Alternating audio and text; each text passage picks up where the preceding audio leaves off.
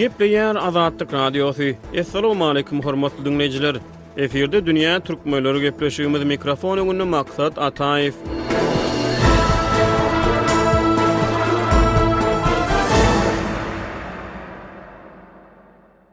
18-nji ýylyň Azatlyk Radiosynyň ştatdan daşary habarçysy, adam hukuklaryny goraýjy aktivist Oğul Sapar Muradowanyň Aşgabatda türkmen howpsuzlyk güýçleri tarapyndan tutsak edilmegine göne 15 ýyl dolýar. 15 ýyl mundan ozal 2006-njy ýylyň 18-nji iýulyny ýekşenbe güni Muradowa saklanýar. Galplaşdyrylan aýyplamalar esasyna 2 saat dowam eden suud dinlenşiginden soň 6 ýyl türme tutsagylygyny hökm edilen Muradowa bir mes soň gümürtük ýagdaýda tutsaklykda aradan çykdy. Jurnalistin gümürtük ýagdaýda türmede aradan çykmak insan hukuklaryny goraýjy halkary guramalar tarapyndan derhal ýylyna ýazgyryldy. BBC we Washington Post ýaly awraýly halkary habar beriş serişdeleri aktivist jurnalistin gümürtük ölümi barada dünýä jemgyýetçiligine habar berdi. Şol döwürler Türkmenistany ýurduň ilkinji awtoritar prezident Sapar Murat Niyazow dolandyrýardy. Niyazow hem ýurtda söz we medeniýet azatlygyny berk çäklendirmekde berk tanqid edildi. Washington Post neşriniň 2006-njy ýylyň 16-njy dekabr sany jurnalistin türkmen türmesindäki aýlygynç ölümünden habar berdi. Niyazow 2006-njy ýylyň 21-nji dekabr güni tarpataýyn aradan çykdy. Ýöne Oğul Sapar Muradowanyň türmede duçar bolan kezik baly we onuň gümürtük ölümi ne Niyazow ne de Berdimuhammedow hökümet tarapyndan jekme-jek denirildi. 2018-nji ýylyň awgustynda Birleşen Milletler Guramasynyň adam hukuklary baradaky komiteti Oğul Sapar Muradowanyň adalatsyz suud edilmeginden soň türmede gynalmagyna we helak bolmagyna bu ýurtdaky hökümetiň jogapkärligi barada höküm çykardy. Dünýä türkmenleriniň bu sany Türkmenistanyň aktivist jurnalistin gümürtük ölümünün töweregini dowam edýän soraglary we erkin sözdüň Türkmenistanyň kezik balyna gönükdirilýär. Gepleşigimizde Pragadan jurnalist Ýowşan Anna Gurbanow gatnaşýar. Ýowşan gepleşigimize hoş geldiňiz. Siz ýa-ni hepdäniň jemi gepleşiginde hem Oğul Sapar Muradowanyň kezik baly baradaky meseleni gozgadyňyz. Adam hukuklaryny goraýjy Türkmen Helsinki fondunyň başlygy Täjegül Begmedow bilen bu barada interwiu geçirdiňiz. İnsan hukuklaryny goraýjy halkary guramalar Oğul Sapar Muradowanyň türkmen türmesinde ölümi bilen bagly türkmen hökümetinden hasap soraýar. Siz ýa-ni Helsinki fondu bilen söhbetdeş boldyňyz. Oğul Sapar Muradowanyň ölümi Türkmenistanyň garaşsyzlyk taryhyna nähili hasaba alyndy? Bu paçygaly waka türkmen jurnalistikasyna nähili ýygy galdyrdy? Odaly bilen bir zady belläsim gelýär. Oğul Sapar Muradova 3 şaganyň enesi. Hemem öz hünäri işi bolan adam, ýokary bilimli adam, jurnalistika bilen hiç wagt meşgullanmadyk adam, adam hukuklary bilen hem meşgullanmadyk adam. Ýöne men Täjegül Begmedow bilen söhbetdeşlik geçirende şu mesele bilen aýratyn gyzyklandım. Oğul Sapar Muradova jurnalistika, onu da garaşsyz jurnalistika, daşary ýurt medeniýet serişdeti bilen hyzmatdaşlygy. Şoň bilen birlikde de adam hukuklaryny goramak meselesine nädip gelip bildi diýen sorag bilen gyzyklandym. Şonu Täjegül Begmedowanyň düşündirmegine görä, ol elbetde ýakyndan tanıya, garnaşy adamsynyň ayarlygyny anydyrdy hazyfyň. Şoň üçin ýakyndan tanıya Täjegül Begmedowa Oğul Sapar barada näçe gurrun edip biljek adam. Täjegüliň aýtmagyna görä, Oğul Sapar Muradowa adalatsyzlyklara çydap bilmeýän, oň deňinden göz ýumyp geçip bilmeýän adam eken. Şu ýagdaý hem ony jurnalistika, azatlyk radiosy bilen hyzmatdaşlyga hem adam hukuklary meselesi bilen gyzyklanmagy getirýär. Elbetde pensiya çykandan soň, öz çağalaryny ulaldandan soň, ol ýoğalyny türkmen türmesinde gümürtük ýagdaýda ýoğalyny 58 ýaşyndady. Ol ýa-ni din jalmaly, çağalaryny guwanmaly, agtyk söýmeli elbetde. Ýöne şu ýurtda bolýan zatlar 2006-njy ýyly göz getirin Türkmenistanyna Sapar Murat Niyazowyň hökmranlygy ýetjek derejesine ýetip berdi. Adamlar müňläp, 10 müňläp türmeden geçirilýärdi. Türkmenistan garaşsyzlyk ýyllaryna adamlaryň iňkän meçhurlerde türmeden geçirilen ýurduny urly. Muňa ýurtunda Sapar Murat Niyazowyň halky taryhynlykda saklamak, jurnalistleriň sesini susturmak, aktivistleri gorkutmak taktikalary var. Ol taktikaların esasında da odaly bilen tutulan adamlara islenlik günäýiň kölenini olardan şol günäni boyun almak hem Sapar Murat Niyazowdan öçün soramak talep edilýärdi kameranyň öňünde.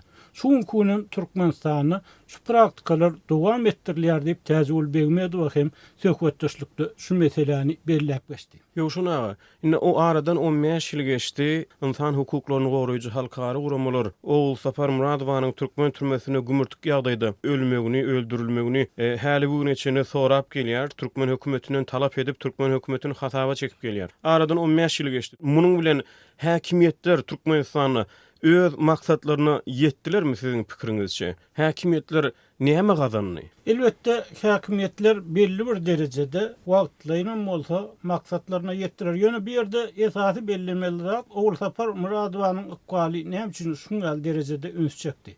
Sebäbi Oğul Sapar Muradowa köp iýdarlanan jurnalistlaryň, türkmen jurnalistleri elbette Azatlyk radiosu bilen hyzmatdaşlyk edýän jurnalistler, beýleki jurnalistler Türkmenistanyny gatykän iýdarlandy. Gatykän sütem gördüler. Olaryň köpüsi şu türmeden geçdi, gorkulmalardan geçdi. Köp zatlar bolup geçdi elbette. Daşary ýurtda ýok bolan jurnalistler hem boldy, daşary ýurtda ýok bolan aktivistler hem boldy. Ýöne Oğul Sapar Muradowanyň şeýle üns çekmek onuň şu 3 saganyň enesi hiç ýyl jenaýet etmedi adam türmede ýogurly hemem türkmen häkimetleri şunu açyk deriňäp bilmediler. Doğrudan aýdýan zatlaryny özler ananýan bolsa türkmen häkimetler şoň doğrudan öz ajaryna tebigi ýagdaýda ýok bolanyny ananýan bolsalar ýa-da başga bir versiýa görä onuň öz janyny kasd edenini ananýan bolsalar türkmen häkimetler kapylar açyp gelin görüň deriňäň diýip bilerdiler.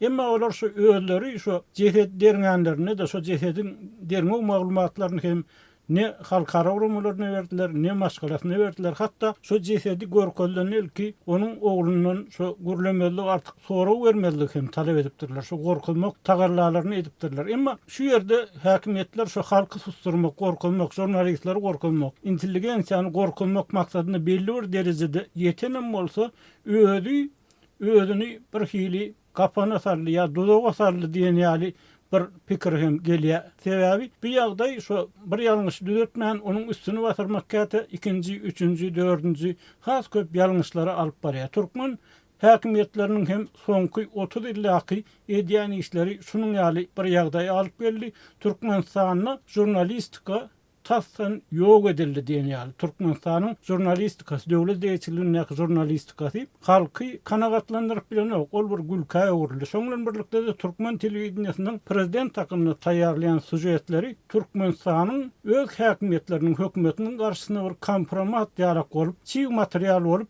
beýleki jurnalistler tarapyndan gaýtadan işlenýär hem Türkmenistany dünýä ýönüne bir gülkä urýar. Türkmen häkimetler öz şu eden işler bilen birlikde odaly bilen özlerini, öz häkimetlerini bir hil gözden düşürdüler diýip men özümçe pikir edýän. Ýoşuna onlar çylyk jurnalist tejribeňiz bilen şeýle bir soraw beresim gelýär size. Halka gyzgyny bilen habarlary ýetirmek tagarlalaryňyz dowam edýän wagtlaryna, siz öz jurnalist käriňizi ýerine ýetirýän wagtlaryňyzda iň köp haýsy meselen gozgulmagynyň häkimetleriň injiliksiz bolýanyny göz ýetirdiňiz. Şeýle bir netije geldiňizmi? Häkimetler näme sebäpden jurnalistikadan çekinýär, erkin sözden, erkin metbuatdan çekinýär? Iň köp haýsy meseleler olary has köp injilikden gaçyrýar diýip pikir edýäňiz siz öz tejribeňiziň esasynda?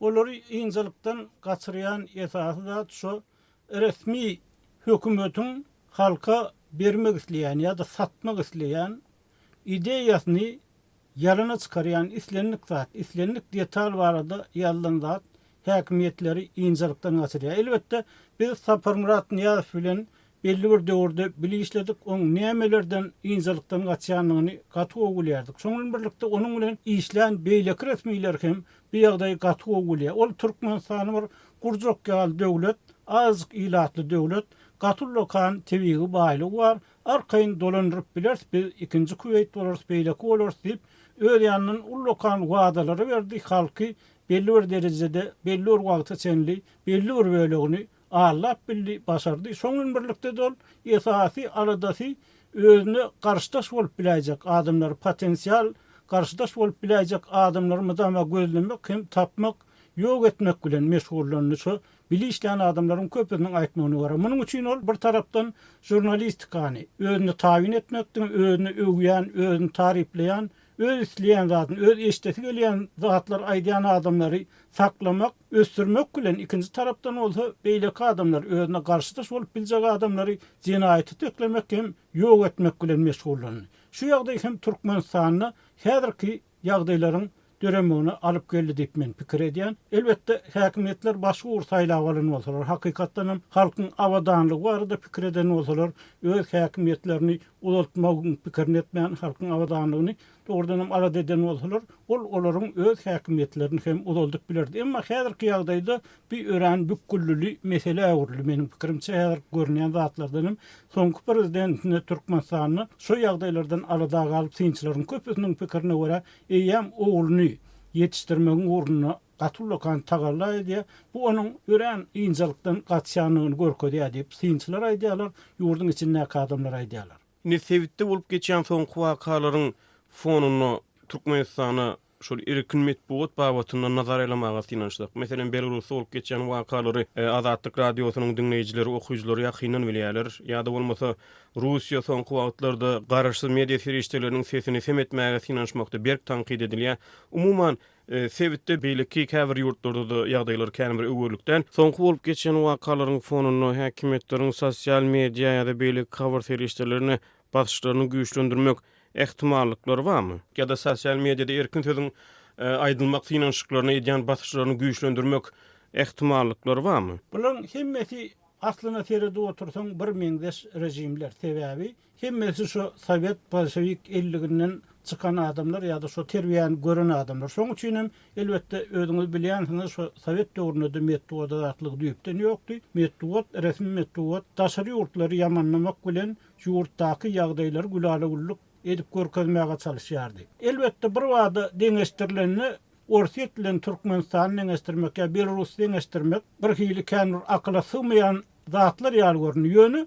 Şolaryň öz dünýä garaýşlary, şu ýolbaşylaryň öz dünýä garaýşlarynyň meňdeşligi soňa waka durabara hemme kişi hatta kän bir analiz edip bilmeýän adamlara hem belli bolup başlady. Sapar Murat Niýazow başda siz ykdysadyýetin pikirini etmeýän maňa esasy şu ruhy awadançylygy saklamak gerek, agdalylyga ýol bermelik gerek, agdalylykdan gorkmaly öz pikirlerini umman geçirýärdi. Köp adamma muňa dogrudan hem halkyň aradasyny edýär diýip düşünýärdi. Birini görüşmede ýaly Orsiýetde de metduat atlyk barha gysylýar ýok hem birat Türkmenistanyň deňeşdirilenine has azat ýaly.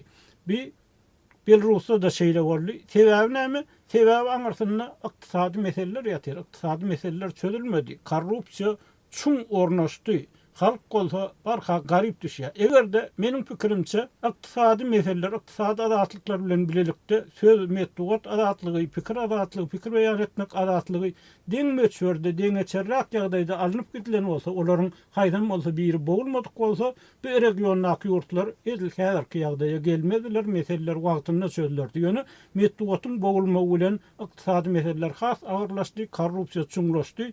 Halk bolsa bir topar yerlerde, bir topar meselelerde ağırlığa düştü. İkinci taraftan men şu Türkmen rejimine ya Orsiýetdäki rejimi, Belarusdäki rejimi sosial mediada görünýän garşylyklardan halkyň dogrudan hem inni näme de bolsa bu meselelere birazcık başgaça sagdyn göz bilen garamagy çalışýanlygyny, ymtylýanlygyny, munyň zerurlukdygyny düşünýän adamlaryň köpelýänligini görýän, şunu göresim hem gelýär.